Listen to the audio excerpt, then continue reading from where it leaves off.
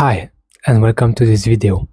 You might be wondering how to access higher states of consciousness in your life, how to be free from this heaviness that you feel all the time, how to access joy, love, and bliss, how to break free from shame, fear, disgust, and despair. Well, in this video, I'm going to explain to you how you can do that, as I did it myself in my life after going through multiple childhood traumas.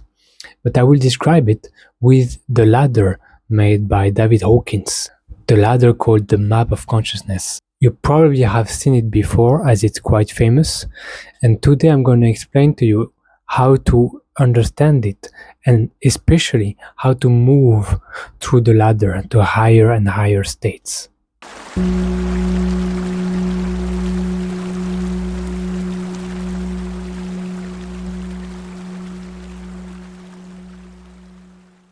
So I have the ladder right here with me, and you can see that if you're struggling in your life, most of you on my YouTube channel are in the survival paradigm, which means that you're living in a place where life is about surviving the next day and the next day and the next day. It's not about thriving, it's not about living, it's not about enjoying. And the reason why you're there is, of course, because you have traumas, you have wounds that are not healed yet. They are in the process of healing. So most of my clients are in deep shame, guilt, apathy, and grief, which are the heaviest emotions. So what's interesting with this ladder is that you have different columns that mean different things. So for example, if you take shame, you will see that your predominant emotional state will be humiliation, and the way you will perceive life is miserable. So you will filter your reality through this shame, so you will perceive everything as miserable, even other people. When I used to be miserable, I was believing that other people were miserable too, but not everyone is miserable, of course. And the way you will perceive God is despising. You will think that God is despising towards you and towards everything. And the process, which is the way your mind works when you're in that state of shame and humiliation, is elimination. It works by removal. Usually it's yourself, you want to remove yourself from the world. So what's interesting with this ladder is that it shows you how you perceive everything, and it shows you that the way you perceive life and the world is not how it is. This is so important. It's not how it is. It's based on how you feel inside. So when you see the ladder, you can see that, of course, there's higher and higher places to go, but it doesn't mean that it's superior. Okay?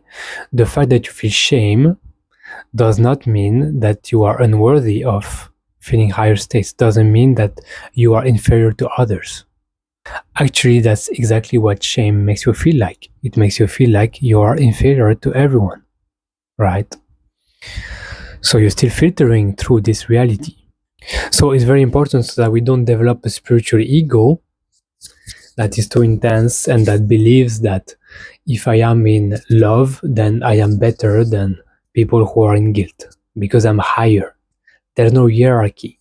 When we talk about higher places, is because it feels higher inside, in the sense that it feels like you're above your mind, you're rising in consciousness. So of course, if you have experienced healing already, if you're working with me or anyone else, you might have experienced already higher states of maybe peace. So you can be at the lowest and jump at the highest and then come back at the lowest. And that's why the path of awakening is so frustrating, because you have glimpses all the time of what your life could be, but you're not able to stabilize there because you're so stuck in the survival paradigm. If you have been healing, you might also have experienced acceptance, which is in the reason and integrity, which is a place that is much more calm, but not completely free from suffering yet, at least in my experience. You might have experienced neutrality, which develops when you start healing. You start taking a step back, and instead of being constantly stuck in good and bad, you have this neutrality that, okay, something happens, it's just what happens.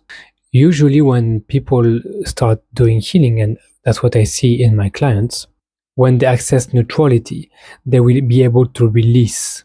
You can see in the column is the process of release.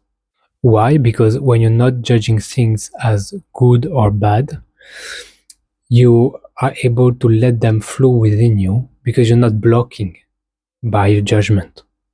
So when you access neutrality, there's naturally a release of what's stuck with inside of you.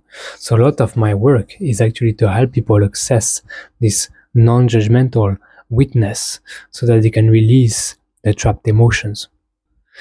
So that these are the early signs of healing, and you might recognize these signs within yourself too. Another sign is the willingness. This is something that took time for me to develop and is still in development, but the willingness is basically coming with the empowerment. It's very important when we heal to do empowerment work so that we can get out of the states of fear and powerlessness, apathy, because the empowerment will give you willingness to move forward. It will give you a sense of power to do things in life, to have projects, to move forward, to become what you want to become. So if you're genuinely honest with yourself and you know how to self-reflect, you can focus on any of these columns, like for example, the process, and know instantly where you are. For example, if you know that you're a bit aggressive at the moment, you can see that it's connected to anger. That means there is anger there. And once you know that there is anger, you know that you can work on it, right? Because if you're stuck in aggressiveness and you don't recognize the anger that is underneath the aggressiveness, then you will get stuck. Because the aggressiveness is caused by the anger, by the deep-seated anger that is not seen and processed. So now, how do you move higher and higher on the ladder? Well, what's important is to transmute these states into higher states. So, for example, if you feel grief, if you learn to process the grief, to cry, basically, to take the time to cry your loss, it will liberate you from the grief and you will naturally go higher. And it might have been your experience that after crying, you suddenly feel better. You might be in acceptance. You might even be in joy or love. So it's important to take the time to face these emotions, not trying to go over them, but take the time to listen to them and feel them. And of course, for each state, there is a solution that will be different. For example, for apathy, what's going to help a lot is to find safety in the body and to start connecting with your emotions slowly. Whereas for fear, what can help is empowerment. Whereas for desire, what can help is to discipline the mind so that you're not lost in your desires through mindfulness. Where, for example, pride has a different remedy, which is humility. So based on my experience, when I talk with my clients, I know what they need. If they're in pride, I know that my job is to try to lead them to humility so that they can transcend the pride and access acceptance or peace. You see? When people are in a state of anger, I know that what's going to help them is to help them find reason and find that anger doesn't solve the pain. It doesn't change the past. So reason and acceptance will help. So you can use higher levels to meet the lower levels to transmute them. Okay? So if someone is in shame, what they need usually is safety, and they need to be seen as who they are. They need to be accepted. So what's super cool is that you can play around with these things like I do with my clients. Sometimes I will ask people, what's your intention? Because as you can see, intention is connected to willingness. So if I ask what's your intention, they develop willingness, which can help them in healing trauma. And sometimes I help them transcend their situation so that they can go into acceptance and see that beyond all their stories, there's life itself. and it's completely at ease already. It's already flowing. The sun is shining. The heart is beating. So yeah, that was the video. I hope that this brought clarity about states of consciousness and emotional state and how to transmute things. I hope that it's going to help you in your journey for healing. And if you want to work with me, you can check my description, of course, and I will be happy to chat with you about your situation. So don't hesitate to reach out.